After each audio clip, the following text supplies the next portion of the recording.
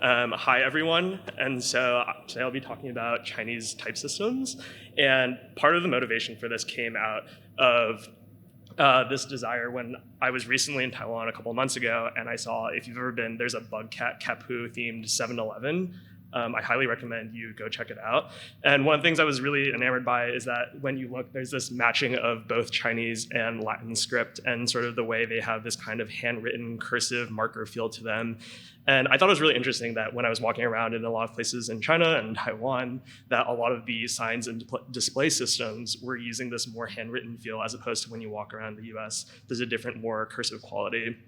Part of this was also motivated by, at the time, I was also working on a handwritten cursive and display style typeface called Convo, inspired by the Paper Mario conversation typeface. This was also came from a Japanese original design where they used it in the Nintendo systems and then ported it over to English just for the American version. And so a lot of the original design choices were based off of Japanese kanas. And so a little bit about me. I'm Ivan. I make a lot of random stuff. I like making weird art, but sort of the cohesive thought around this is interest in how we as humans and as a society communicate and the sort of rigors and foundations around it. And so if you've ever been to a intro to graphic design or graphic design history class, they love to talk about movable type and the Gutenberg Bible. And so this is the Gutenberg Bible, printed around probably around the 1450s. It's one of the examples of movable type.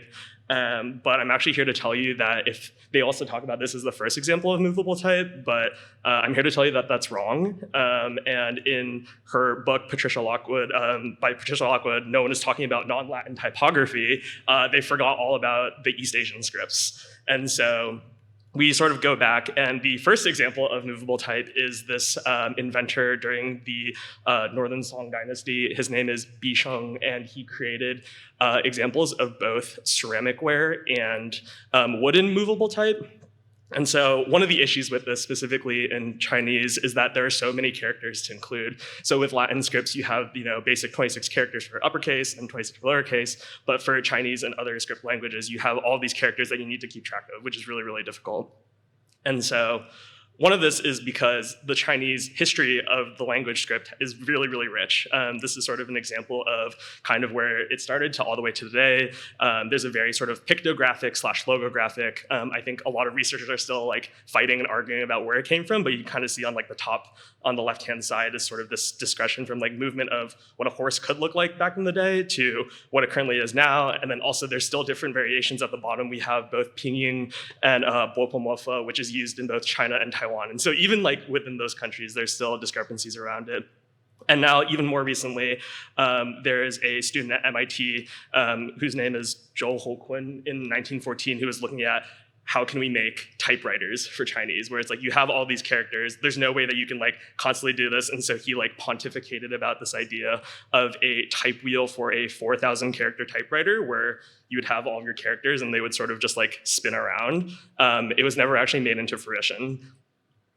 And even more recently, in the late 70s and 80s at MIT, they were looking to how do we actually display this. So one of the issues is that Chinese typefaces, because they were so complex and hard to render, they were unable to be rendered on sort of early computers of the late 1900s. And so they looked into bitmaps. And so typically a lot of the bitmaps were created of a 5x7 grid. But one of the issues with this, if you ever talk to people, we talk to people who are really passionate, like the Chinese language is something of cultural and important significance. They really love and value that. And so they had to expand that grid into a 16x16. But one of the introductions of the issues with the 16x16 grid is that there's a high degree of symmetry among the language. And so ultimately one of the solutions that they went to was moving down to a 15x15 grid. But even with this, if you have a 16x16 grid and you want to develop a typeface that is comprised of approximately 8,000 characters in order to get a sort of basis for any kind of communication, that's approximately 256 kilobytes, and that definitely would not fit into a computer at that time. So there was a lot of struggles. It took a while,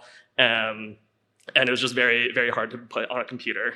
So if you're thinking to yourself, like, oh, maybe I'm interested, or like, I want to learn, so how do I actually write this? So one of the really famous characters, yong in Chinese, is sort of used as the sort of prototypical example of how do you actually like write a character, because it's comprised of many different kinds of strokes. So here is like the basis of 8 strokes. We kind of have this dot at the top, dian, and then a hung to represent the horizontal strokes. But actually, even though this is kind of the basics, it kind of compounds into many more multiple strokes that exist. And so it sort of gets complicated fast. And you can kind of see that this becomes sort of like a permutation problem in its sense. Additionally, there's this idea called radicals. And so radicals are representations of a potential like idea or thought. So this is yan, which is the speech radical. And one of the really interesting things about Chinese systems is that with these sort of ideas is that you can kind of guess what the character is going to say based off the radical. Kind of going back to that pixel idea, like you can see here, one of the issues, especially with automation around kind of developing this, is that each character actually has to have a slightly different feel based off what radicals are placed next to each other. Additionally, there's also this idea of both semantic and phonetic radicals. And so semantic is sort of what the idea is trying to invoke, but phonetic is how you're trying to sort of know. But these in itself represent kind of like componentized ideas around how you can actually create characters. And then sort of there's also development in the 1960s because of low illiteracy in sort of the Chinese country. Chairman Mao during the Cultural Revolution was like, okay, we need to simplify everything. Traditional is way too hard. We need to get rid of a lot of strokes to improve literacy. And so you can kind of see on the left and the right is the simplified character versus the left is traditional, which is a lot more easier. But yeah, people, especially in China, are really adamant about it. It's like lots of civilization, and there's lots of culture tied to it. They're all super important.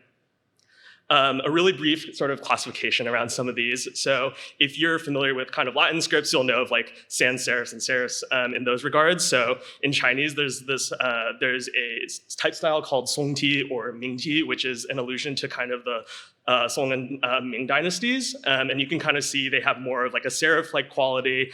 They're very much based around like a strong grid system.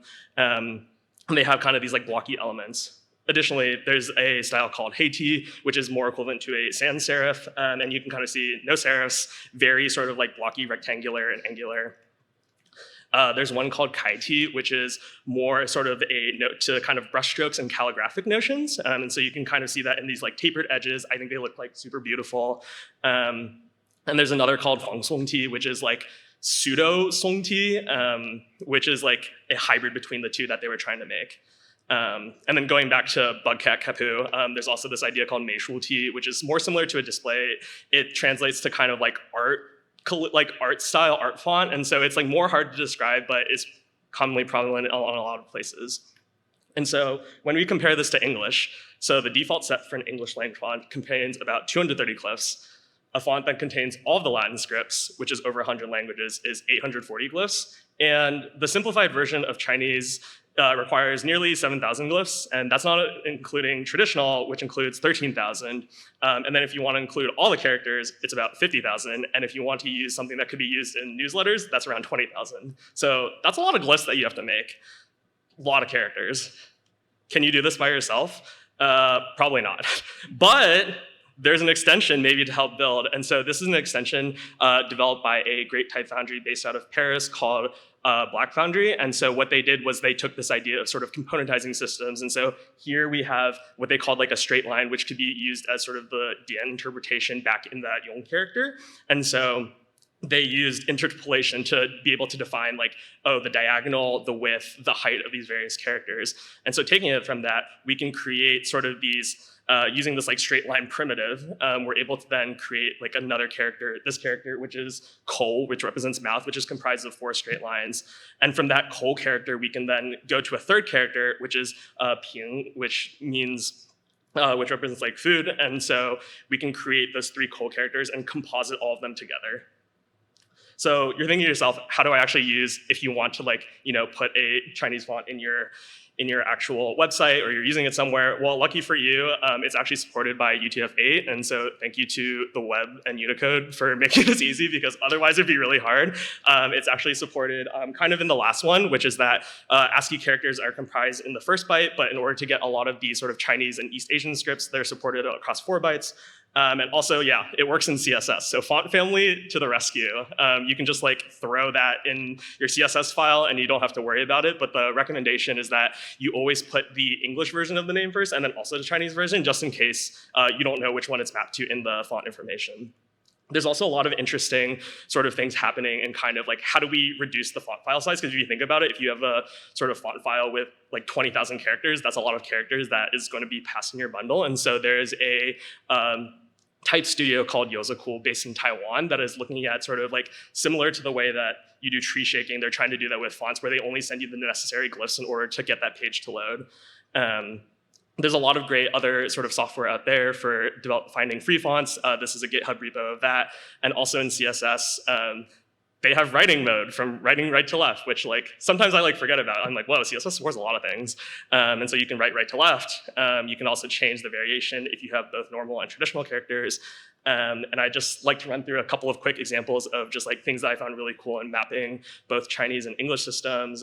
There's this designer whose name is Julius Hui. I think he's a Taiwanese type designer who did the New York Times logo, and you can kind of see in the character on the left, Zhong, which represents middle, it sort of maps to this kind of serif-like, black letter-like quality. Here's the full logo next to the English logo.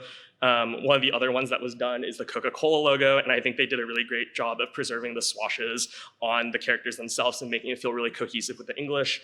There's also this Alice in Wonderland poster that was done when it came out in China as well, and this Taiwanese Design Expo, where they use some of that like pixel-like quality to map in both English and in Chinese.